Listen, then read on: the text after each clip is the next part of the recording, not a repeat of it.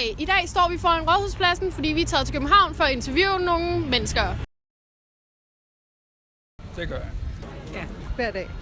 Nej, Det gør jeg ikke. Det er fordi, jeg stopper med at arbejde. Jeg er pensionist, men jeg kører i bil for at komme ud og passe mine børnebørn. Jeg gjorde det, jeg arbejdede, men jeg arbejder ikke mere, så solgte jeg bilen. jeg kører bil, og jeg kørte også bil til arbejdet, da jeg gik på arbejde. Min mand gør, jeg gør ikke. Nej, det gør jeg ikke. Nej. Det gør jeg ikke, fordi jeg arbejder ikke mere, men det gør jeg heller ikke, før jeg cykler meget. Jeg synes, det er vigtigt, at man ikke bruger sin bil hver dag. Diesel. En bil med benzin eller diesel, eller... Ja, okay. Benzin.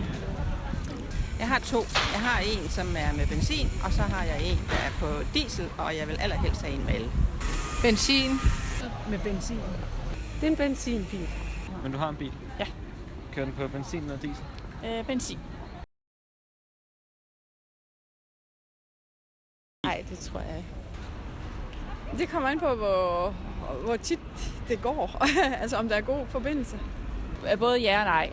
Jeg bruger også offentlig transport, men det, som er vigtigst, det er, at tingene kommer til tiden, når det går forholdsvis hurtigt, ikke? Det gør jeg. Jeg bruger offentlig transport. Nej, fordi der er nogle praktiske ting, der lige skal hænge sammen, en logistik, der skal hænge sammen, og det er problemet, det er ikke prisen. Jeg bruger det, og det betyder ikke så meget, hvor meget det koster, så længe det ikke er vildt dyrt. Jeg bruger det meget. Ja. Altså når jeg skal til København, er det med offentlig transport. Jeg kører ikke herinde i bilen. Ja. Hvorfor? Kig miljøet. Det hele forandrer sig og skifter, og vejret skifter. Og, ja. Nej. Nej, Det gør du ikke. men ondskab, nej, det gør jeg ikke. Nej, det gør jeg ikke. Nej, slet ikke. Okay. Det er mere manglende omtanke og manglende forståelse af, at vi skal gøre noget for miljøet. Med ondskab? Nej, ja, til dels er det jo ondskab, at nogen ikke passer på. Man kunne godt passe lidt mere på. Ja, bestemt.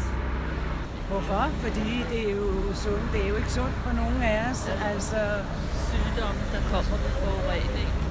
Nej, det gør jeg ikke.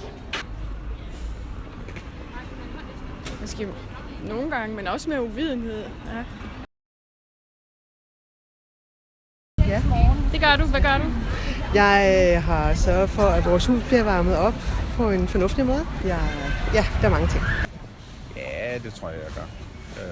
Blandt andet har vi høns, som gør, at vi genanvender en del af vores køkkenaffald. Ja, i den grad, og det gør jeg meget gerne. Altså, jeg er jo en af dem, der sorterer alt det, jeg kan.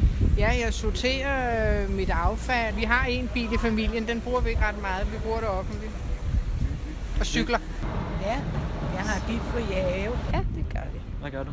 Vi har solarpaneler på vores tag derhjemme, og vælger de rigtige, altså prøver at vælge de rigtige ting, når vi køber ind, og ikke for meget emballage og sådan. Ja, Hvad gør du?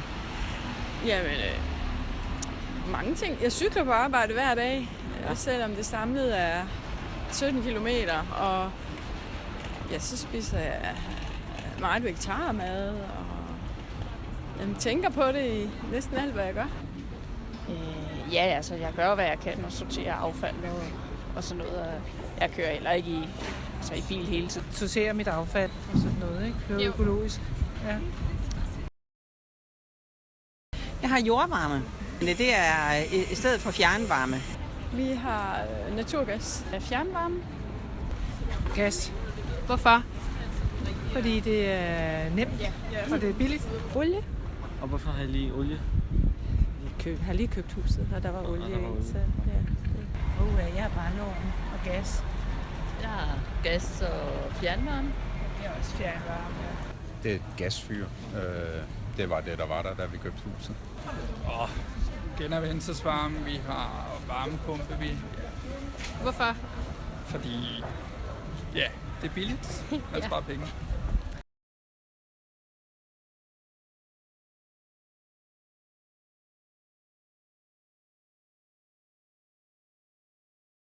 Ja, men det er jo det pokkers, at vi skal blive enige i Folketinget om at udfase alle de der forurenende ting. Og der var der jo noget på vej med hensyn til at få langt flere vindmøller. Og det er jo så desværre faldet med den nye regering, vi har i øjeblikket, men jeg synes, der skal gøres endnu mere. Altså, vi skal ikke være afhængige af olie i den grad, som vi har været tidligere. Det er en lang proces. Det kræver en masse tid, ikke? Og jeg tror, man er bevidst om, at der skal gøres noget. Så jeg tror, om 30-40 år, så ser det helt anderledes ud. Jeg tror, at de vedvarende energikilder kommer med tiden, men det tager tid at skifte. Og det er dyrt at gøre det fra den ene dag til den anden, så det kan man ikke bare. Der er jo mange interesser i at holde fast i de gamle energiformer, også økonomiske interesser. Det skal man ikke være blind for.